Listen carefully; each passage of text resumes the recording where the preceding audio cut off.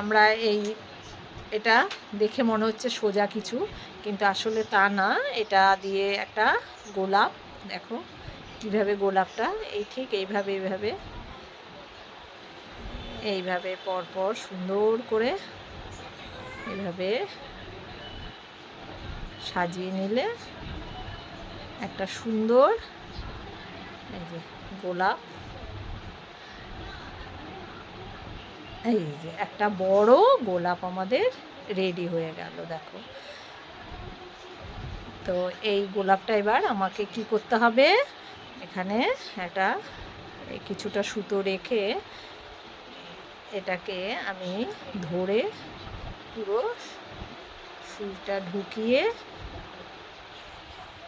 এইবার এই পুরো এখানটায় এই যে সেলাই করে দিলে এই গোলাপ দিয়ে মাথায় চুলে বাঁধা যাবে, পেছনে বা সাইডে ক্লিপে বসানো যাবে, বা সুন্দর ফুলদানিতে রাখা যাবে। অনেক কাজে আসে এই গোলাপ।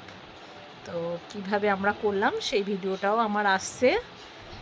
আর এখন এই যে আমি এটাকে সেলাই করছি চারিদিকে ঘুরিয়ে ঘুরিয়ে, এতে কী হবে, গোলাপটা আর খুলবে না। যতটা সেলাই করা হবে তাহলে জিনিসটা আটকে থাকবে।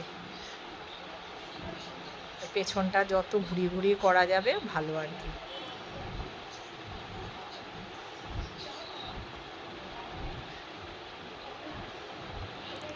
লাস্ট এবার এখানে ইচ্ছে করলে একটা মতি বসিয়ে, এই যে আমার কমপ্লিট হয়ে গেল। এবার শেষ আমি এখানে যদি চাই একটা মতি বসালে এখানটায় মতিটা দিয়ে সেলাই করে দিলে হয়ে যাবে আমার।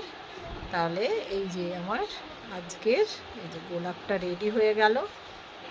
তো কেমন লাগছে তোমাদের, তোমরা অবশ্যই কমেন্ট করে বলবে। কত সুন্দর একদম মিডিয়াম সাইজের গোলাপ হয়ে গেল। এর আগে আমি দেখিয়েছিলাম 3 লেয়ারের গোলাপ, কিন্তু এটা সেটা নয়, এটা সম্পূর্ণ একদম মনে হচ্ছে অরিজিনাল গোলাপ। দেখো পাপড়িগুলো কত সুন্দর।